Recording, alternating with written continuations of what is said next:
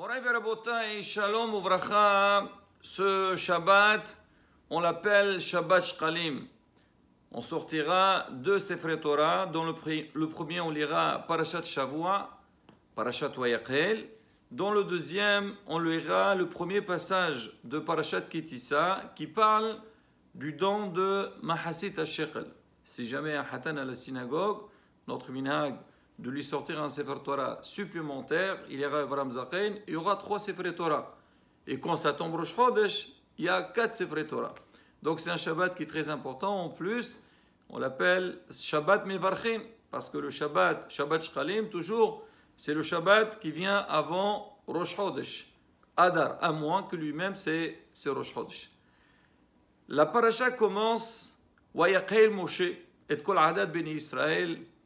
Moshe Rabbeinu, il a regroupé toute l'assemblée d'Am Israël. Rashi dit que c'était le lendemain de Kippour. Moshe Rabbeinu était monté au ciel pour chercher les Lohot.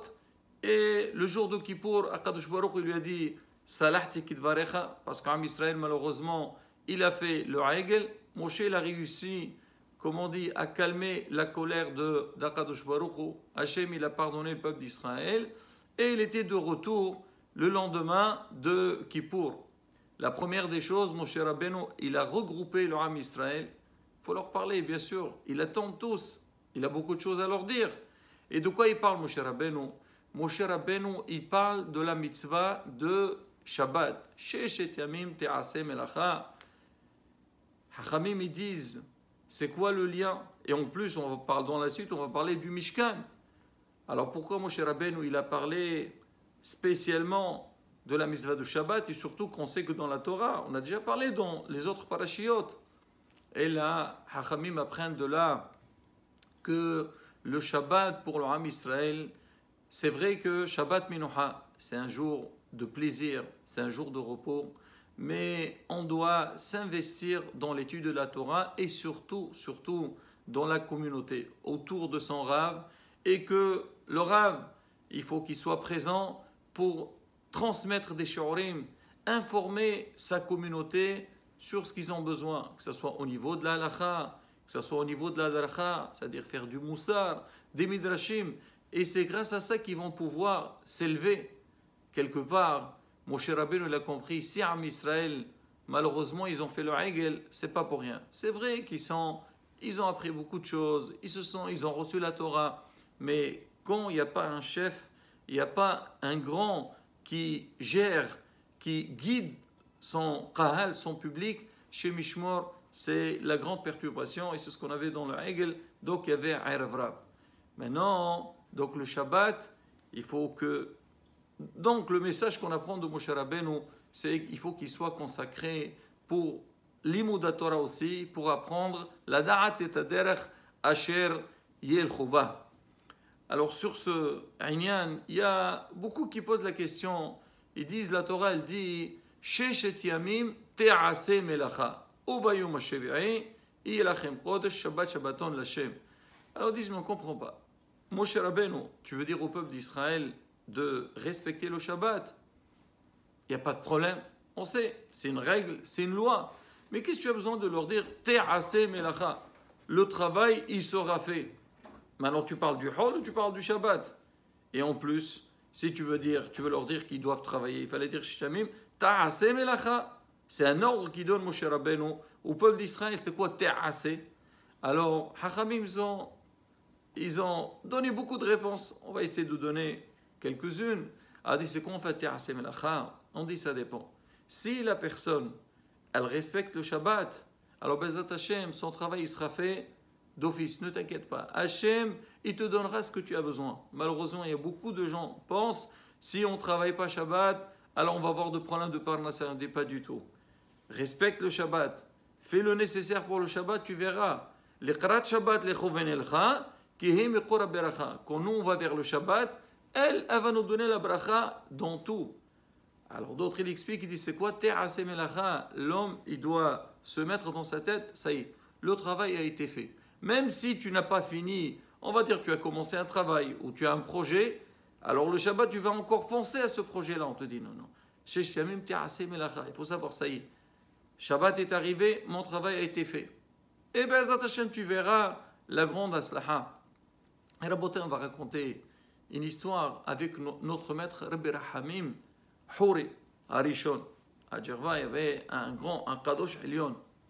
Alors, lui, bien sûr, c'était un Talmid Hacham, il passait pratiquement toute sa journée dans l'étude de la Torah. Le matin, il se lève, il va faire la tfila. Après la tfila, il va faire ce qu'on appelle Arba'amot Halakha, ils vont étudier ensemble. Et il va à son travail presque fin de matinée. Et vous savez très bien que, alors, dans ces villes-là, en général, les gens, ils viennent tôt, à midi, tout s'arrête et tout le monde rentre chez soi. Certains, ils reprennent l'après-midi, d'autres non. Mais lui, le Rav, il venait vraiment, comme on dit, la dernière heure. Ses voisins, ils le voient arriver à cette heure-ci. Ils étaient étonnés. Ils disent, mais comment, Rav, comment vous arrivez avec une heure de travail? Mais ce qui les a surpris le plus, c'est quand le Rav, il venait les jours de chouk, c'est-à-dire le jour du marché, qui était lundi, jeudi. Alors le Rav, il arrivait là-bas et Blainara, il avait une très belle marchandise et tout il gagnait très très bien sa vie. Ils lui ont dit, les gens, comment Rav, vous venez une heure de temps et tout, et vous réussissez mieux que nous. Il leur a dit, écoutez, c'est pas moi, c'est le Shabbat. Il dit quoi, Shabbat? Vous ne travaillez pas le Shabbat? Il dit, pas du tout. Il dit, celui qui respecte Shabbat, Kadosh Baruch lui donne la bracha dans tout ce qu'il fait. Et on dit, Rav, Hasbi Shalom, nous on ne fait pas Shabbat, nous aussi on fait Shabbat. Il a dit, je sais que vous faites Shabbat, mais ça dépend. Comment on s'investit pour le Shabbat? Qu'est-ce qu'il a dit le pasteur? Ça veut dire, normalement, pendant les 6 jours, ton travail il sera fait d'office sans aucun problème. Mais quand est-ce que? Quand toi, c'est Shabbat, Shabbaton Lachem. Quand toi, tu fais un Shabbat doublé, ça veut dire quoi? Tu dis pas seulement Shabbat, moi je me repose, je fais ce qu'il y a à faire, et c'est bon. Non, Shabbat, Shabbaton, tu fais un double Shabbat. C'est de quoi un double Shabbat? C'est tu t'investis aussi dans les Moudat Torah. Tu fais des choses supplémentaires le Shabbat pour montrer à Hachem qu'on est content donc de ce jour-là et on va profiter de cette journée-là pour étudier et pour se connecter plus avec Kadosh Baruch Hu. Quand Hachem il voit que le Shabbat, tu te donnes à fond pour lui, il dit ah toi tu te donnes à fond pour moi. Moi la semaine, je te donnerai tout ce que tu as besoin. Et Béhémet, c'est un des conseils qu'on donne aux gens qui travaillent. C'est vrai, la semaine, on dit, l'homme, il a besoin de travailler. Il doit s'occuper de sa parnassa, il doit s'occuper donc ses membres de famille. Il a besoin de travailler. Tu dis, va travailler, tu dis, j'ai pas le temps pour travailler. Va étudier, et tu dis, j'ai pas le temps pour étudier. On dit, écoute, tout dépend, Hachem, comment il va nous juger. Il dit, c'est vrai, je peux comprendre. Les gens, ils sont occupés la semaine, ils n'arrivent pas à étudier. Mais je vais voir le Shabbat et Yamim Tovim. Si les Shabbatot et Yamim Tovim, ils viennent étudier, ils prennent de leur temps pour s'investir dans les mots de la Torah. Ah, je dis, ah, tu vois, quand ils ont le temps, ils viennent étudier. Le Shabbat, ils ont le temps, ils viennent étudier. Alors moi, je veux comptabiliser même la semaine comme s'ils ont étudié. Bon, ça ne veut pas dire qu'il faut étudier la semaine, mais pour dire que quoi? Que le limoud de Shabbat est très important. On raconte une histoire sur quelqu'un qui travaillait très dur. Tous les jours, tôt le matin, il rentre tard le soir, mais vraiment épuisé. Un jour, il était de retour vers chez lui. Il voit qu'il y avait un gros monde. Il pose la question. Il dit, qu'est-ce qu'il y a aujourd'hui? Je vois que tout le monde a envie de... Ils vont entrer dans une grande salle. Il a dit, oui, il y a un grand rave qui est venu. Il va faire une belle conférence. Tout le monde a envie de l'écouter. Un rave connu. Ah, dit, pourquoi pas? Moi, je n'ai pas le droit. Là, toute la journée, je travaille. Là, pas de souci. Il fait comme tout le monde. Il achète un ticket pour entrer. Il arrive, il voit qu'il y a des stands. Il achète un bon... on va dire une bonne lafa, shawarma, comme il faut. Il mange bien et il entre, il cherche une belle place, il y avait des beaux fauteuils, il s'installe et tout le monde était là. Le Rav, à peine il a commencé sa dracha, sa conférence, et le monsieur, il s'est endormi. Alors quand le Rav il a fini la conférence, tout le monde, Kol hakavod, Hazaqu Baruch, on applaudit. Donc tout le monde était ému de la belle dracha et le monsieur, il a sursauté, il s'est réveillé. Tout le monde crie. Alors le voisin, il lui tourne la tête, dit, alors, comment c'était? Toujours, quand on écoute une belle dracha, on dit, tout le monde a envie. Donc, alors, comment c'était? C'est bien. On donne un petit peu, comment on dit, on réagit par rapport à ce qu'on vient d'entendre. Il a dit, alors, comment c'était? Je te dis la vérité. Donc, notre ami, là, qui a dormi, il dit, la vérité, je te dis franchement, le fauteuil, il était exceptionnel. Oh là là, Jim, mais dommage, le chauffage, il était très, très, très fort. L'autre, il dit, dis-moi, tu es venu pour dormir, pour te reposer ici, tu es venu pour écouter la conférence, c'est pas dommage. Si tu veux dormir, tu aurais pu le faire chez toi à la maison. Alors on dit, c'est pareil aussi. Kadosh Baruch Hu, quand il nous donne le Shabbat, Shabbat Chodesh. Ça veut dire quoi Chodesh? C'est vrai, Hachem, il nous demande de bien manger, de s'occuper, disons, de s'occuper un peu de notre corps. Mais il faut savoir aussi que si c'est seulement pour faire ça, on peut faire la semaine. Mais plutôt le Shabbat, c'est s'investir dans les mots de la Torah. Étudier, apprendre, connaître les lois d'Hachem. On voit ça chez Moshe Rabbeinu. Dès qu'il arrive, Moshe Rabbeinu, il a compris qu'Am Israël a fauté.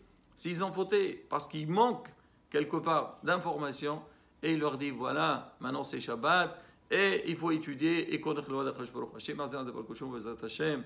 Qu'on comprenne cette notion que nos Shabbatot, ils soient Shabbatot de Kedusha, aussi bien au niveau des Melachot, mais aussi bien dans les mots de la Torah, et Nizke, la Gula Shlema, Merabe Ameno, Amen, Ken Yeherason.